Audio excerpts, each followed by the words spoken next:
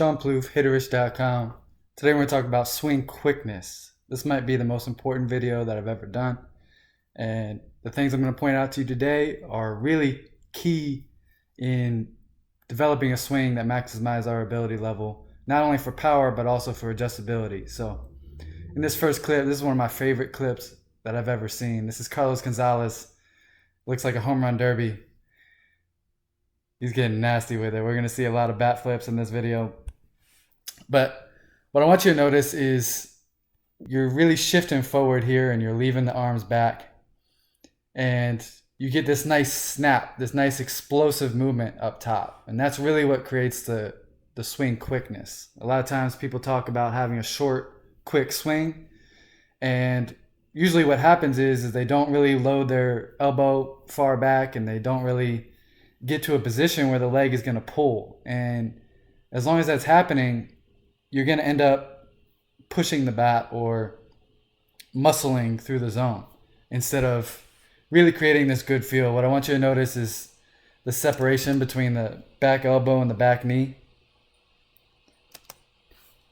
Right? Look at this. So he's way back there. He's left his hands all the way back. And you get this really nice explosive swing because he's held them back for so long. You get this nice energy going on. And you can see it release. So it's nice and slow, building up as he strides forward, and then it releases into a really nice, quick, powerful swing. And that's where we get our swing quickness from. You'll see the same thing in the other guys I'll show you today. And you can't notice this unless you play the clips full speed. It's harder to notice this. So a lot of times we can kind of make slow motion video say the wrong things. And this is one instance where playing the video in full speed can be really beneficial. So love this clip. Here's Ken Griffey Jr. This is a slow-mo clip, but you can notice the same type of thing going on. He really leaves his hands back.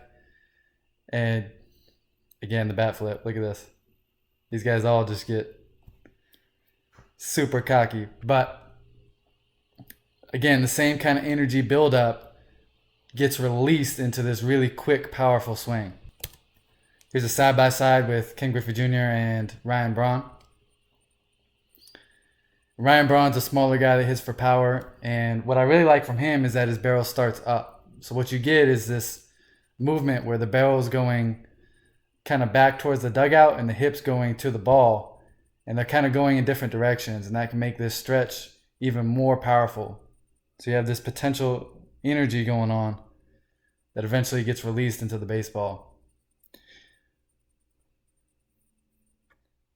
I'm going to try to show you fast motion clips if I can, but again, Robinson Cano is one of the best at this, and I call it the stretch and fire, where you create this stretch, again, by pulling the elbow back, right? So the elbow's back, the ball is coming to him.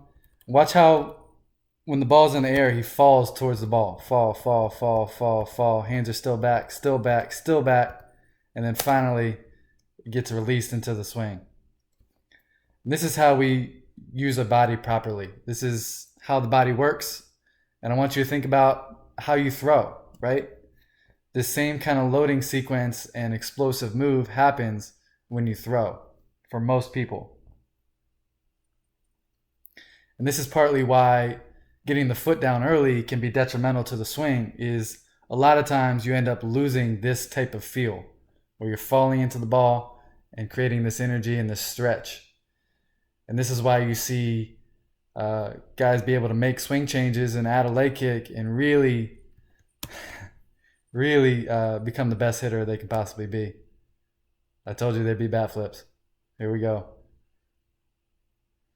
So Jose Bautista explained it as starting slow and early, right? So he gets the foot up on time. He reaches his leg lift before the ball is thrown, and he's, again, falling into this baseball, falling. Now he does open up a little bit far here, but this pitch is way inside. But he creates this same feel, really leaves the elbow back, and the swing is pulled through the zone with the back leg. If you looked at my hitting positions video, you'll see that pretty much everyone gets to a position of stretch and hiding the hands. See, Bautista doesn't quite hide his hands because he doesn't counter rotate as far. But you can see his elbows almost even with the shoulder line here. And he does lead with the hips. And you can see it right here. He creates his stretch a little late compared to most guys, but he's definitely using his lower body to power the swing. Here's another clip of Ken Griffey Jr. Again, fast motion, you can really see this swing snap through the zone. Fall, snap. Sometimes you hear guys talk about the back leg kicking up. This is the good stuff today, guys. This is really a difference maker. Here's Manny Ramirez. I want you to notice this last clip here. Same kind of deal, right? You can see him kind of falling. And his swing is more vertical, but you see the same type of thing happening in this really nice snap, quick swing. He hit 3 home runs this game. 1, 2, 3. I think he dropped the bat at all times. Let's take a look at some more guys here. Here's Mickey Mantle. You can really see this snap, right? Look how much tension he's created in this position, right? His shoulders are counter-rotated all the way to the third baseman. That's not something I'd necessarily teach, but you do want to create this stretch on the back half. Bang.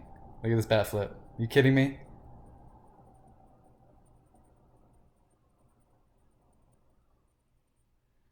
This clip was a game changer for me. It's one of the first I saw of 2 hitters being almost exactly the same in the way they swing the bat and their movements. So they both definitely create this snap that I'm talking about, but their movements are a little bit more quiet, right? You can see they don't fall forward as much, but they shift the weight in the same way. And again, this is something that you could easily lose by getting the foot down early.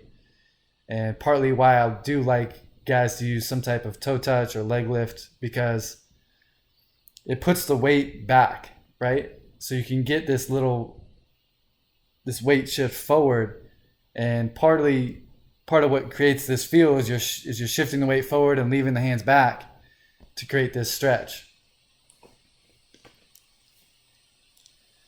So it's hard to really get the weight centered where it needs to be when you get the foot down early. So I like some type of move backwards, fall forward, leave the hands back, snap. Some more clips of Barry Bonds here. Look at this pitch. Way up in the zone, and he gets to it. This can't happen unless the swing's being pulled by the back leg.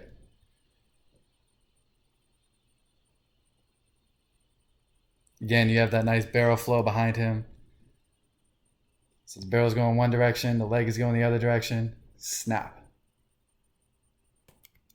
Here's another one of my favorite clips. You can really see this stretch going on here.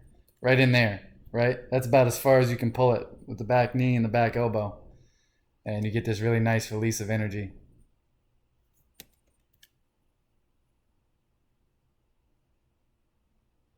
You see how he's gathered himself back, right? In this position right here.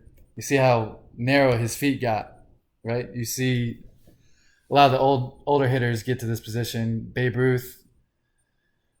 No, this is another variation of a leg kick to me, is you're gathering back like this, bringing the feet closer together. And this is a good alternative to a leg kick. But the feel with the rest of the body is the same. The weight's shifting back to come forward. As you step out, the hands stay back. Still back, even into this position right here. You can see the swing really happens back here, back behind the leg. The swing doesn't really outrace the leg here.